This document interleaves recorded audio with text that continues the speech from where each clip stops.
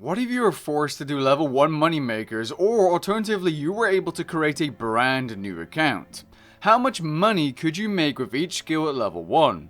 Well, that's what we'll be covering in this video, so whenever you're ready, grab your cup of tea, sit back, relax, and enjoy. Out of the 28 total skills in Runescape, 4 of them are not profitable at level 1, even when considering methods that are currently a loss that can be profitable in the future when prices change.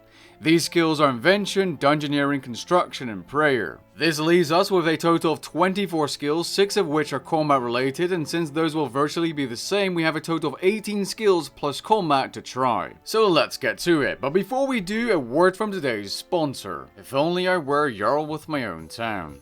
Well, with today's sponsor, Vikings War of Clans, you can be. Vikings War of Clans is a free-to-play game that combines MMO elements with strategy through base building and troop distribution.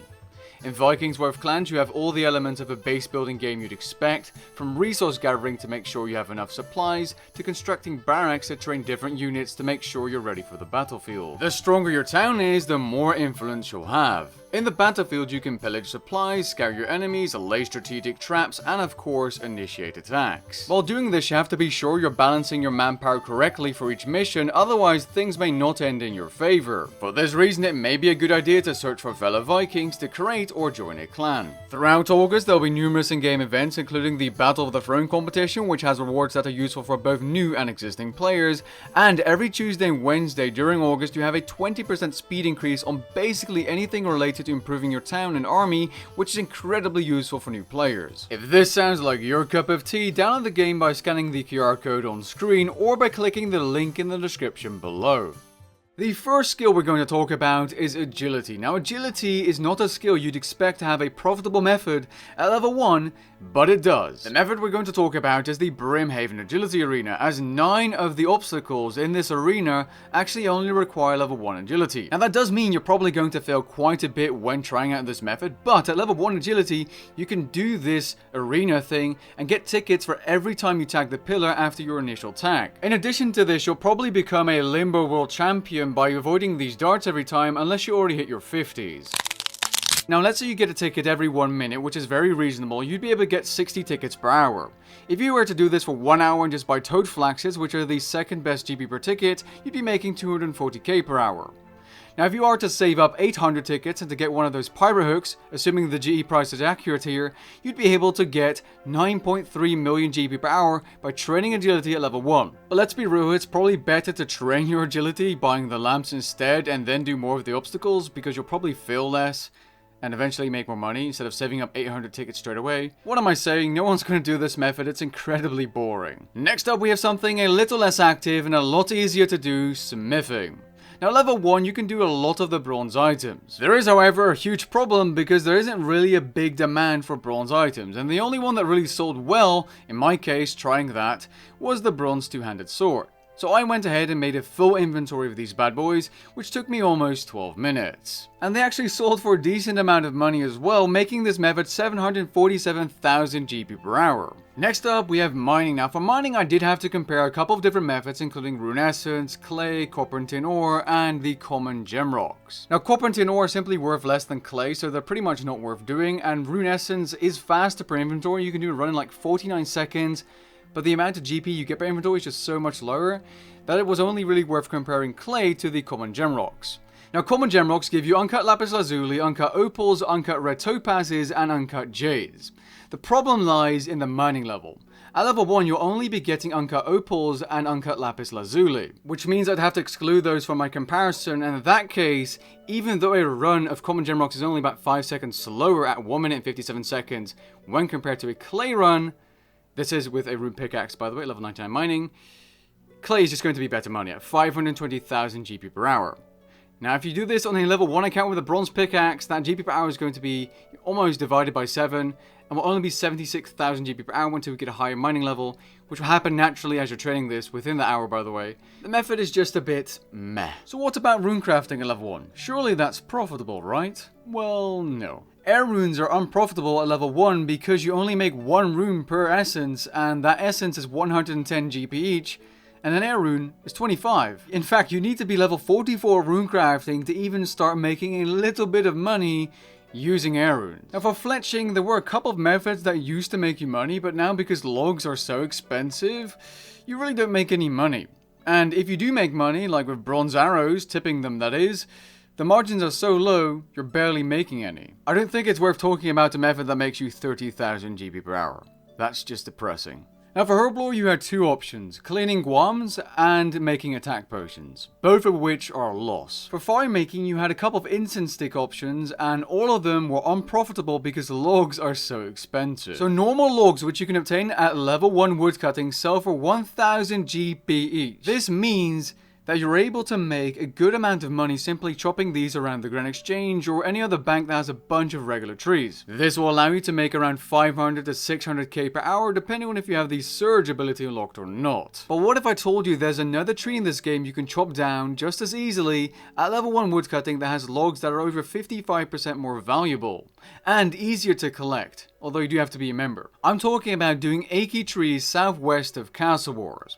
You can make over 1 million GP per hour chopping these, and if you are to use a charged ring of dueling to teleport back to Castle Wars to bank the logs every single time, you can make 1.28 million GP per hour. The only other woodcutting moneymaker at level 1 that could compete is doing Croesus with level 1 woodcutting, although I'm not sure if that's a good idea. Next we have farming. At level 1 you can do potatoes, which actually sell for almost 1000 GP each, which doesn't make them too bad, as you can get anywhere from 2 to 52 potatoes from a single allotment patch. Now there are 11 allotment patches in the game, and some are locked behind quests in certain places, but doing potato farm runs at level 1 farming isn't a bad idea. You could be making upwards of 1 million GP per hour in terms of time invested doing these farm runs. Doesn't matter how many allotment patches you use, let's say 1.5 minutes for planting the seeds and going back, walking there and, harvesting them. That's good money. Potatoes are good money. Who would have thought? At level 1, you could be making good money from farming. Now, while you're waiting on your potato runs, you can go ahead and do something like divination. You can collect 4,176 energies per hour if you convert your memories to energy inside the rift, which would make you around 530,000 GP per hour. For something super easy and consistent you can do from level 1, again that isn't too bad to get some starter cash. Although it isn't the best method by any means. Now for cooking, pretty much every single raw bit of meat or fish, from meat to crayfish to chicken to shrimp, is going to be more valuable raw than cooked. The only way you're going to profit at level 1 cooking is by creating bread dough using jugs of water and pots of flour. And even when doing this with presets, you're only going to be making around 168, maybe 169 if we're generous and we round it off, 1000 GP per hour. That is not very good, and chances are after this video, this method is not going to be worth doing at all. Just don't do this. Don't do cooking for money. You'd probably make more money buying kebabs from a store and selling those on the Grand Exchange. Summoning is another one of those ones you just don't do this. If you were to have charms already, somehow, you're level 1 summoning. If you want to make money from summoning, you'd have to make Spirit Wolf pouches, but you'd have to gather your own bones. If you do this, and I'm using a bone picker here, which is kind of cheating, you can get a full inventory done in 4 minutes by using wall hopping to your advantage, and that includes running to Tavali and actually making the pouches. The pouches do not sell on the Grand Exchange, so you have to lower your price by a huge margin to sell them. You're then left with a money-making method that makes you 116,000 GP per hour, and that's for someone that's able to do this without having to pick up the bones manually. Next up is thieving. Now thieving is interesting because you have pompous merchants and men and women you can pickpocket at level 1 thieving. Now since I've completed the Lost Her Marbles mini quest, I get 20 coins from successfully pickpocketing these NPCs. That doesn't matter though, because the point is, which of these is better? Because there are only two options, men and women or pompous merchants. The answer is actually quite simple. Men and women, because you can pickpocket them in a closed room, or actually more specifically this woman in Lumbridge, and it makes it far easier to right click and then left click to pickpocket. For that reason, I was able to get double the GP per hour from this woman in Lumbridge when compared to the pompous merchants in Tavali at 73.2 thousand GP per hour. She has some deep pockets. I wonder why. Next up we have Hunter. Now judging by this clip, you're probably going to think plain whirligigs, the level 1 creatures at Het's Oasis. But no, you'd be wrong. There's actually a better moneymaker. At level 1 you can do polar kebets, and you can do these in 2 different areas, but I did them north of Relica, and they're quite strange. You click on a bunch of searchables until you find its tracks, and eventually you get something in your chat box saying, it looks like there might be something hiding underneath this snowdrift, and then you right click and slap and kill it, and it'll give you two things. These two things are polar kebbit fur and raw beast meat. But what you should care about is the polar kebbit fur, as that sells for 9,000 GP each. Now for hunting and killing these beautiful mongrel monstrosities, you'll make 504,000 GP per hour. Now I thought crafting was going to be really interesting as a skill at level 1 because you can make a ton of stuff ranging from leather gear to wizard gear to cracked urns, and you can also of course make a bowstring from flax. But none of these methods, apart from making bowstring, were profitable. Some cracked urns didn't even want to sell for 1 GP, while others were able to be sold for just 1 GP each.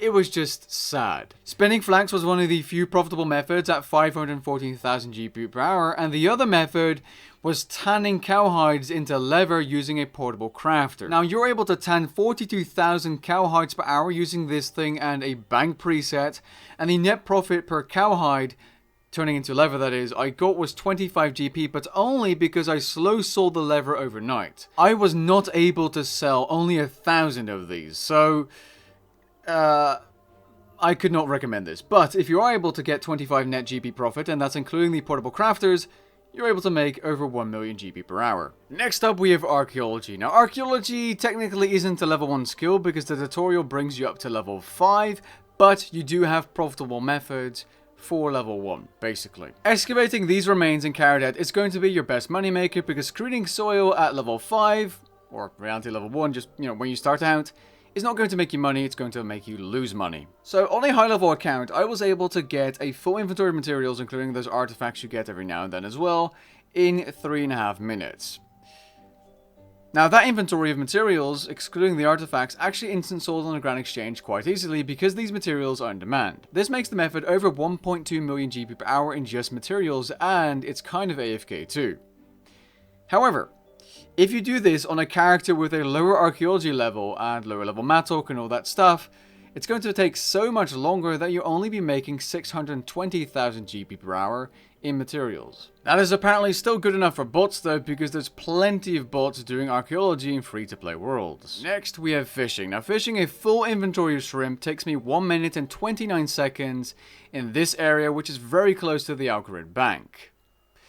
Fishing a full inventory of crayfish takes me 1 minute and 41 seconds. If you were to do it on a free-to-play account with a lower fishing level, it takes almost the same amount of time, just a little bit slower, but yeah. Despite the crayfish taking longer to catch per inventory, the crayfish actually sold for 129 GP each more than the shrimp, making the crayfish better money per hour than the shrimp. Fishing crayfish is around 534,000 GP per hour, and it's very easy and very fast to do from level 1. Finally, we have the combat moneymakers, and I can basically combine every single skill and slayer as well, because cows are also slayer task from the lowest level slayer master. I did initially try these gelatinous abominations, but after realizing cows were a slayer task, these were kind of pointless to do.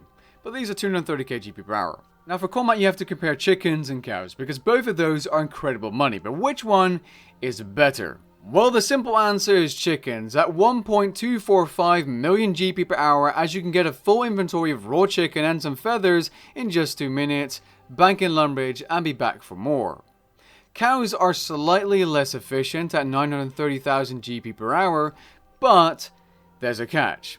Killing cows is so much more easy and relaxing in Berthorpe, or actually is it Taverley, in between the two, because you can just area loot all the cowhides and raw beef super easily, and with the chickens you've got to run around the little barn, which is just, it's more effort and more intensive than killing cows. Now just for fun, I timed a couple of inventories of cowhides and raw beef using a bow with Corroming 4, and I was able to make 1.67 million GP per hour. So to wrap it up, the best skills to make money with at level 1 are combat skills, archaeology, woodcutting, farming, smithing, and if you can stand the arena, agility as well.